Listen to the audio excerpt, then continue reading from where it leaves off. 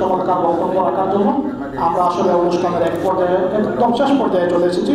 আমাদের আজকের আমন্ত্রিত অতিথি বক্তব্য রাখবেন, তারপরে চলে যাবেন। উনি অত্যন্ত ব্যস্ত, বারবার ফোন আসছেন। আসলে যে কথাটি বলছিলাম যে জুলাই বিপ্লব যে আমরা শেষ করছি, এই পর্যায়ে আমন্ত্রিত অতিথি হিসেবে বক্তব্য রাখবেন সিলেটের রাজনৈতিক অঙ্গনের স্বনামধন্য ব্যক্তিত্ব, সাবেক মন্ত্রিত ছাত্রনেতা, মহানগর বিএনপির সাবেক সাধারণ সম্পাদক, জননেতা জনাব বদরুজ্জামান সেলিম ভাই।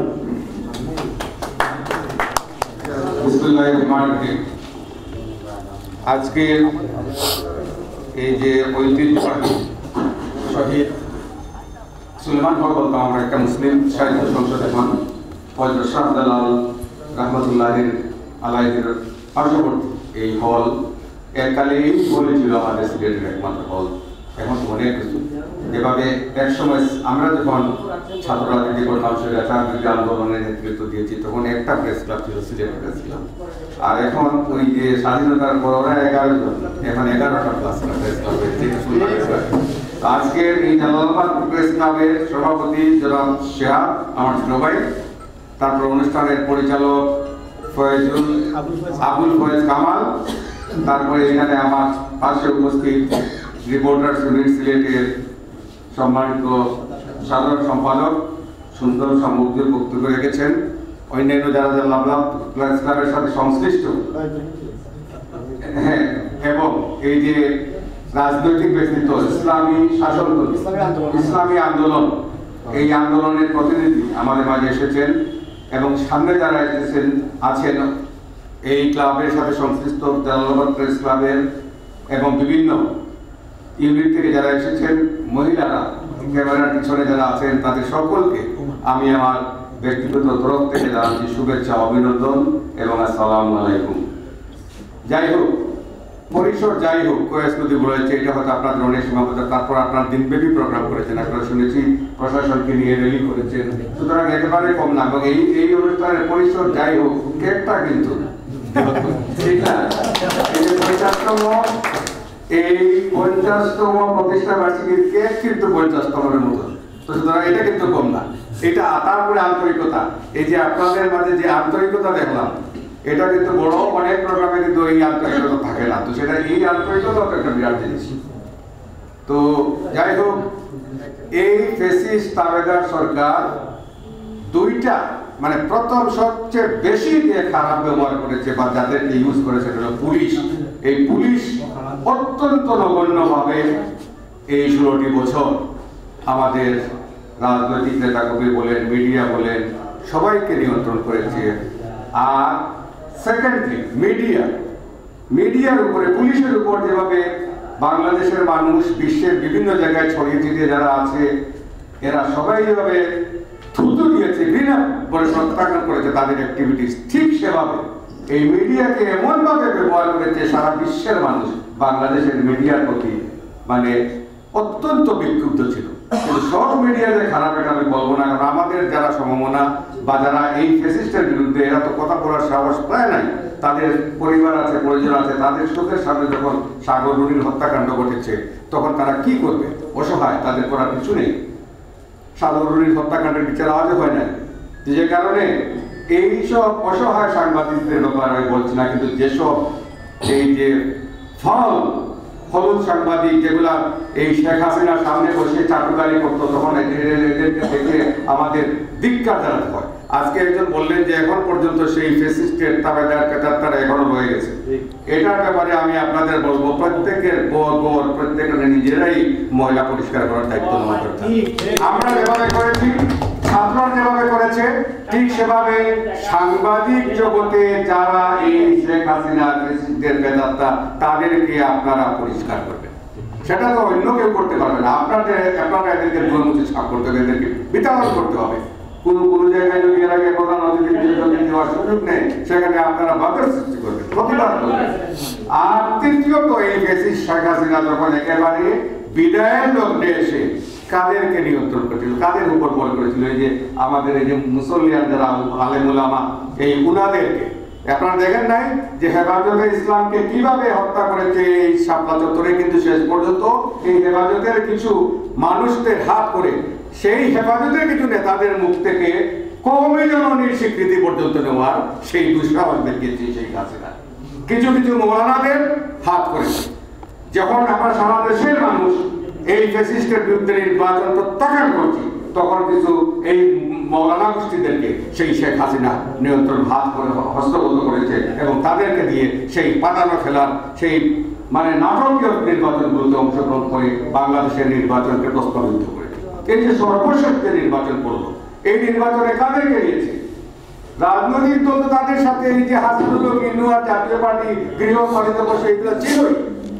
শেষ সময়ে এসে আমাদের সিলেটের এই যে জকিগঞ্জের একজন, নাম আর বলার দরকার নাই, উনি একবারে শেখ হাসিনা কাপড়ে তুলে ভিতরে গিয়ে ঢুকে গেলেন। এবং যখন বৈষম্য বিরোধী ছাত্র আন্দোলন চলছে, ধিক্কার জানাতে হয় এই মৌলানাকে। I don't care. আমরা দেখেছি বাইরে বসে তিনি বললেন যে আমরা মাননীয় প্রধানমন্ত্রীর সাথে আছি। আপনারা দেখেন না, মৌলানা নামের কলঙ্ক ইসলাম এবং মুসলমানদের প্রথম যেটা হলো ইমানি জোর। আপনারা ক্ষমতার লোভে লুবি হয় এই ফ্যাসিস্ট শেখ হাসিনার আছরের নিচে গিয়ে আপনারা বলবেন প্রধানমন্ত্রীর সাথে আমরা আছি, এই ছাত্রদের বিরুদ্ধে কথা বলবেন। আমরা ধিক্কার জানাই এই ধরনের মৌলানাদের এবং ভবিষ্যতে ধিক্কার জানাবো। আপনাদের শুভবুদ্ধির উদয় হওয়া উচিত, জাতির কাছে জনগণের কাছে আপনাদের ক্ষমা চাওয়া উচিত। মানুষ ভুল করলে ক্ষমা চায়, মানুষের কাছে ক্ষমা চায়, সর্বোপরি আমাদের যে মহান আল্লাহ রাব্বুল আলামিন, আমরা তার কাছে ক্ষমা চাই। কিন্তু এই শেখ হাসিনা এবং তার দূষররা এত আকাম কুকাম করেছে, আয়নাগর সৃষ্টি করেছে, লক্ষ লক্ষ মানুষকে হত্যা করেছে, বিনা বিচারে হত্যা করেছে, আইনের মাধ্যমে হত্যা করেছে, ফাঁসি দিয়ে হত্যা করেছে। এবং হত্যা করার পর বিশ্বের ইতিহাসে কোথাও নেই মানুষকে ফাঁসি দিয়ে হত্যা করার পর কারাগার থেকে বের হওয়ার পর আমরা দেখেছি অ্যাম্বুলেন্সের উপর আওয়ামী লীগের ফ্যাসিস্টের প্রেতাত্মারা শেখ হাসিনার সেই এড়িয়ে দেওয়া গুন্ডারা সেই অ্যাম্বুলেন্সের উপর জুতা পিটা করেছে। আপনারা দেখেন নাই? তারপর লাশ দাফনের পর কবরের উপর কারো কোনো দুশ্মনী থাকার কথা না, কিন্তু এই শেখ হাসিনা এত খারাপ, তার আওয়ামী লীগের লোকজন এত খারাপ, কবরের উপর গিয়ে মারা জুতা পিটা করেছে। আপনারা দেখেন নাই? এরপর আলেমুলামা গুলা, কিছু আলেমুলামা লুবি, ওনারা গিয়ে শেখ হাসিনার সাথে পার্লামেন্টে গিয়ে বঙ্গভবনে গিয়ে ছবি তুলে। এই সিলেটের আরেকজন মহলানা এখন দেখি আমার সাথে ফোনে কথা বলেন, বিভিন্ন জায়গায় যান, নাম বলবো না, ওনার জালালাবাদ প্রেস ক্লাবের মতো ওনার নামের পিছনে জালালাবাদী, না আমার বললাম না পুরোটা। উনিও দেখলাম সিলেট এক আসনে নির্বাচনে দাঁড়িয়ে গেলেন, ভোট হতো 300 পান নাই। মহলানা সাহেব আমাকে ফোন করছে, আপনি এই জিনিস করলেন কেন? না ভাই, আমি আমার একটা ইমানি দায়িত্ব পালন করছি। এটা ইমানি দায়িত্ব? এটা ইমানি দায়িত্ব না, আল্লাহর কাছে দোয়া চাওয়া উচিত। যে ফ্যাসিস্ট শেখ হাসিনাকে আপনারা রাখার চেষ্টা করেছিলেন বাংলাদেশের মাটিতে, কিন্তু আল্লাহ রাব্বুল আলামিন সর্বশক্তিমান, যেটার প্রমাণ আপনারা জানেন। এই যে আমাদের পবিত্র কাবা শরীফ যখন কাফেরদের নিয়ন্ত্রণে আমাদের সাহাবারা অসহায়, পারছেন না কিছু করতে, মহান আল্লাহ রাব্বুল আলামিনের সাহায্য চেয়েছিলেন, তখন আল্লাহ রাব্বুল আলামিন আবাবিল পাখি দিয়ে পাথর খণ্ডের মাধ্যমে এই যে কাফেরদের ধ্বংস করে আমাদের পবিত্র কাবা শরীফকে রক্ষা করেছিলেন। ঠিক সেভাবে ফেরাউন সে নবুতি দাবি করেছিল, খুদাই দাবি করেছিল এবং চিরস্থায়ী বন্দোবস্ত সারা জীবন ক্ষমতায় থাকার চেষ্টা করেছিল। পেরেছে? মহান আল্লাহ রাব্বুল আলামিনের ক্ষমতার কাছে ফেরাউন টিকে থাকতে পারে নাই। নীল নদে তাকে ডুবিয়ে সমুচিত শিক্ষা দেওয়া হয়েছে। ঠিক সেভাবে এই ফ্যাসিস্ট শেখ হাসিনা দালাল মিডিয়া, পুলিশ এবং কিছু মৌলানাদের মাধ্যমে চিরস্থায়ীভাবে ক্ষমতায় থাকার স্বপ্ন দেখেছিল এবং ঘোষণা দিয়েছিল 2042 সাল পর্যন্ত ক্ষমতায় থাকবে। এখন হলো 2024, অনেক দূর। থাকতে পেরেছে? আল্লাহ চাইলে কি হয়। তার পিতাও বলেছিল যে আমরা সারা জীবন ক্ষমতায় থাকবো, সব দল নিষিদ্ধ করেছিল, বাকশাল কায়েম করেছিল, সব কয়টি সংবাদপত্র বন্ধ করে দিয়েছিল আপনারা জানেন যে একটি মাত্র সংবাদপত্র যেটা সরকার নিয়ন্ত্রিত সেটা ছাড়া সব কয়টি সংবাদপত্র বন্ধ করে বাংলাদেশের রক্ষী বাহিনী লাল বাহিনী নীল বাহিনী সৃষ্টি করে চিরস্থায়ীভাবে ক্ষমতায় থাকার চেষ্টা করেছিল তার কর্মীরা স্লোগান দিত এক নেতার এক দেশ তাদের তথাকথিত বঙ্গবন্ধু বাংলাদেশ আর আল্লাহ রাব্বুল আলামিনের কাছ থেকে ইশারা এসেছিল যে এক নেতার এক রাত এক নেতার এক দেশ এক রাতেই বংশ শেষ ঠিক কিনা বুঝছি শেষ এক রাতেই শেষ আর 2 রাত লাগে নাই এটা হলো আল্লাহর ইশারা আর এবার আল্লাহর ইশারায় সেই 15ই আগস্ট আর 5ই আগস্টের মাঝে বিল রেখে দিয়েছেন আল্লাহ ঠিক না 15ই আগস্ট 5ই আগস্ট এই আগস্টের 5ই আগস্ট 2024 এর 5ই আগস্ট এক রাতে যে শেখ হাসিনা এই 16 বছরে বাংলাদেশের গরিব দেশের 10,000 কোটি টাকা খরচ করে 2000 মূর্তি করেছিল যে মুসলমানের দেশ বাংলাদেশ যে দেশে মূর্তি নিষিদ্ধ যে দেশে এই 80-90 ভাগ মানুষ মুসলমান সেই দেশের প্রত্যেকটা ক্যান্টনমেন্টে গুরুত্বপূর্ণ জায়গায় 2000 মূর্তি স্থাপন করেছিল কিন্তু বাংলাদেশের সেই মূর্তিগুলো এক রাতের ভিতরে শেষ হয়ে গেছে দেখেন নাই আপনারা এটা কার ইশারায় হয়েছে আল্লাহর ইশারায় সেই আবাবিল পাখির মতো আমাদের কোমলমতি ছাত্ররা তাদের বুকের রক্ত জড়ি অনেকে মনে করেছিল 2018 তো 18 সালেও ছাত্ররা মাঠে নেমেছিল কিন্তু এই হাসিনা এবং তার দোসররা নিয়ন্ত্রণ করে ফেলেছিল এবার হয়তো তাদের সেই অবস্থা হবে আবার তারা ক্ষমতায় থাকবে কিন্তু আল্লাহর ইশারা এক ইশারায় ক্ষমতা তো গেছে 2000 মূর্তি গেছে 32 নম্বর গেছে ধানমন্ডি আমাদের 27 নম্বর অফিস ছিল নয়াপল্টনে সেটা স্থানান্তরিত হয়েছিল 16 বছর বিএনপির এই অফিস হাসিনা পুলিশ দিয়ে ব্যারিকেড করে রেখেছিল কিন্তু টয়লেট হয় নাই পায়খানা করে নাই পেশাব করে নাই কেউ করতে পেরেছে কিন্তু আল্লাহর ইশারায় আজকে এই হাসিনা ভারতে বসে এখন দেখে তার সেই আপনার আওয়ামী লীগের কেন্দ্রীয় কার্যালয়ে মানুষ সারিবদ্ধভাবে পাবলিক টয়লেটে রূপান্তরিত করেছে আবু জাহেলের বাড়ির মতো 2000 কুল্লু খালাস আমি এক বক্তৃতায় বলছিলাম 2000 তারপর এই শেখ হাসিনা লন্ডনে বলতো তারেক রহমান লন্ডনে বসে নেতৃত্ব দিয়ে কিন্তু তারেক রহমানের ইশারায় শুধু লন্ডন না সারা বাংলাদেশে বিএনপির নেতা কর্মীরা ঐক্যবদ্ধভাবে আন্দোলন করেছে মাঠ ছেড়ে যায় নাই কিন্তু তুমি শেখ হাসিনা দিল্লিতে যাওয়ার পর একদিনও তোমার নেতা কর্মী বাংলাদেশে টিকে থাকতে পারে নাই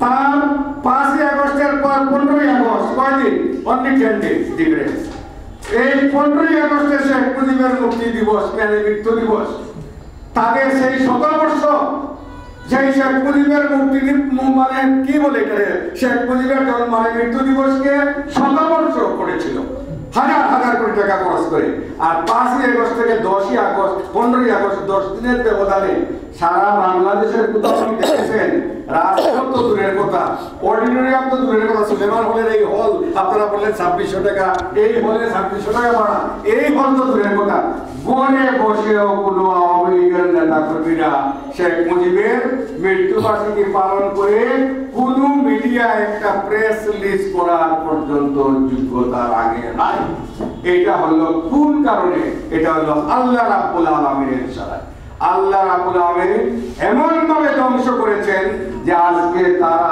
যে আমাদের 16 বছর মুখের ভাষা খেলে নিয়েছিল আমাদের স্বাধীনতা খেলে নিয়েছিল আমাদের ভোটাধিকার খেলে নিয়েছিল আমাদের রাজনৈতিক মতাদর্শ খেলে নিয়েছিল সাংবাদিকদের লেখনী খেলে নিয়েছিল আমাদের বিচার বিভাগের স্বাধীনতা খেলে নিয়েছিল ইলেকট্রনিক সিস্টেম ধ্বংস করেছিল বাংলাদেশের শিক্ষা ব্যবস্থাকে এই যে আলিম ওলামার দেশ 90% মুসলমানের দেশে এই যে দেব দেবতা এইসব এইগুলা প্রচলন করেছিল সেই শেখ হাসিনাকে আল্লাহ রাব্বুল আলামিন 5ই আগস্ট একদিনে ধ্বংস করে দিয়েছে যাই হোক আমার বক্তব্য অনেক লম্বা হয়ে গেছে রাজনীতি ব্যক্তিত্ব রাজনীতি করি দীর্ঘ 42 বছর বক্তৃতায় উঠলে একটু লম্বা হয়ে যায় ব্রেক ধরা যায় না তো যাই হোক এখন মোটামুটি আমি ক্লান্ত আমার বাসায় একজন বসে আছে দেখে আসি আমি যেটা বললাম যে আপনারা বলেছেন যে আপনারা আমাদের করোনার লোক এটা উনি অত্যন্ত সুন্দরভাবে বলেছেন সাংবাদিকদের পরিচয় হতে হবে আমরা নিউট্রাল ভিতরে ভিতরে যাই হোক, ভিতরে ভিতরে আমাদের সমমনা।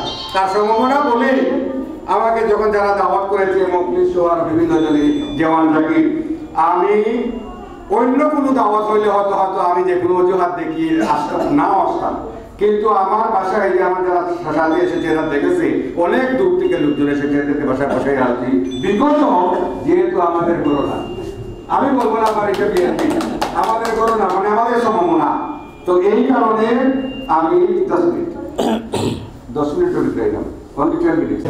খুব খুশি হলাম।